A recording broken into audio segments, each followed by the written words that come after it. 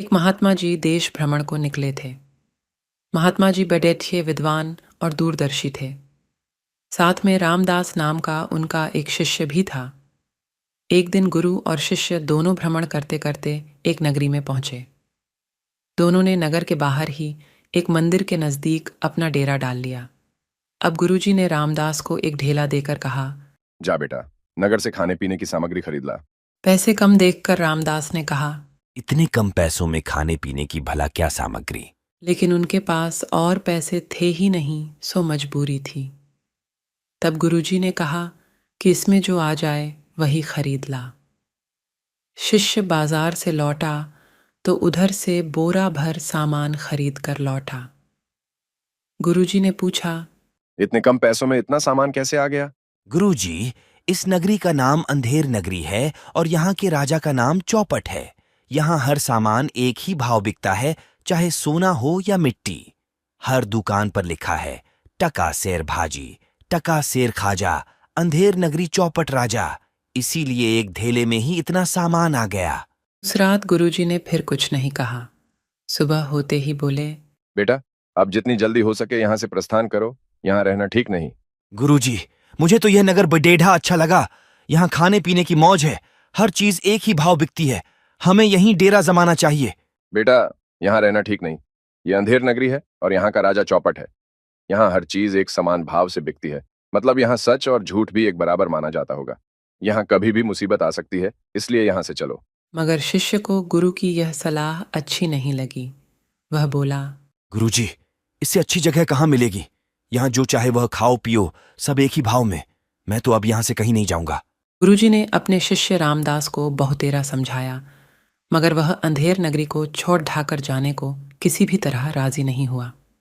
हार कर गुरुजी उसे वहीं छोड़ ढाकर अपने देशाटन पर आगे बराज गए।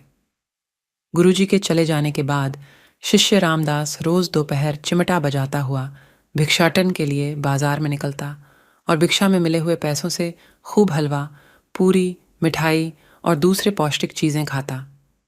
कुछ ही दिनों में वह खा खा कर खूब मोटा तगड्ढा हो गया।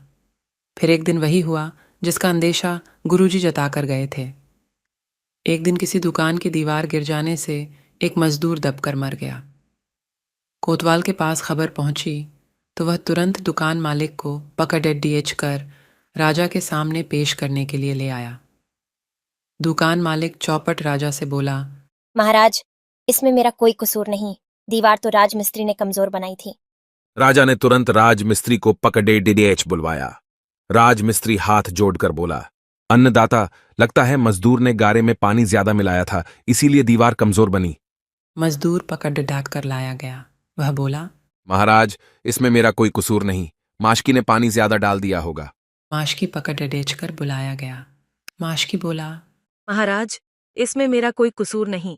जिस समय मैं गारे में पानी डाल रहा था, उसी समय रामदास नाम का एक बाबा चिमटा बजाता हुआ वहां से गुजरा, जिससे मेरा ध्यान बंट गया और गारे में पानी ज्यादा हो गया।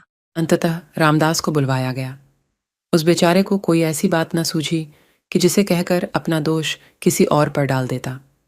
वह अंधेर नगरी के तौर तरीकों से अच्छी तरह वाकिफ न था।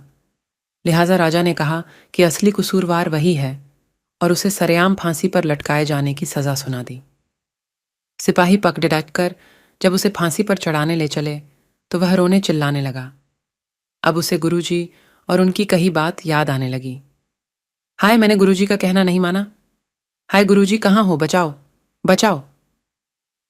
दैवीय प्रेरणा से गुरुजी भी उस दिन रास्ता भटककर वापस अंधेर नगरी में ही आ चुके थे। उन्हें जब पता चला कि उनके शिष्य को फांसी पर चढ़ाने ले जाया जा रहा है तो बेचारे भागे भागे फांसी स्थल पर चले आए। फांसी स्थल पर राजा एक ऊंचे से मंच पर अपने मंत्री के साथ बैठा हुआ था। दूसरी ओर तमाम जनता फांसी का तमाशा देखने के लिए जुटी हुई थी। गुरुजी तुरंत दौड़कर वहां पहुंचे जहां राजा बैठा हुआ था। चिल्लाकर बोले, महाराज, इस आदमी को फांसी मत दीजिए। मैं चाहता हूँ कि उसके बदले मुझे फांसी दे दी जाए। राजा ने आश्चर्य से कहा, भला क्यों? आप इसकी जगह पर क्यों मरना चाहते हैं? ये गूढ़ रहस्य की बात है महाराज, आप जानकर क्या करेंगे? आप तो बस जल्दी से जल्लाद को आदेश दीजिए कि रामदास को हटाए और मुझे फांसी चढ़ाए। वह गूढ़ रहस्य जल्दी से मुझे बताओ, वरना तब तक न मैं रामदास को फांसी चढ़ने दूंगा न तुम्हें। गुरुजी ने फिर राजा को टाल मटोल करने की कोशिश की, लेकिन राजा वह गूढ़ रहस्य जानने की जिद पर अडरेच गया। आखिरकार गुरुजी राजा के पास जाकर धीरे से बोले। गुरुजी बोले, महाराज, मैंने अभी अभी ज्योतिष गणना करके यह पता लगाया है कि आज इस समय की घड़ी मरने के लिए बहुत ही शुभ है। आज इस घड़ी में जो मरेगा वह सीधा स्वर्ग जाएगा, इसलिए जल्दी कीजिए, मुझे फांसी चढ़वाइए ताकि मैं सीधा स्वर्ग जा सकूं। समय बीता जा रहा है, कुछ ही मिनट शेष है। इतने गूढ़ रहस्य की बात मुझसे छिपाकर चुपचाप चोरी चोरी स्वर्ग चले जाना चाहते थे। जानते हो, यहां का राजा मैं हूं। स्वर्ग जाने का सबसे पहला अधिकार मेरा है, समझे? अब फांसी तुम नहीं चढ़ोगे, फांसी मैं चढ़ूंगा। इतना सुनते ही मंत्री बोला, महाराज, मैं भी आपके साथ स्वर्ग जाना चाहता हूँ। मुझे भी अपने साथ फांसी पर चढ़ाने का आदेश दीजिए। ठीक है, राजा ने कहा।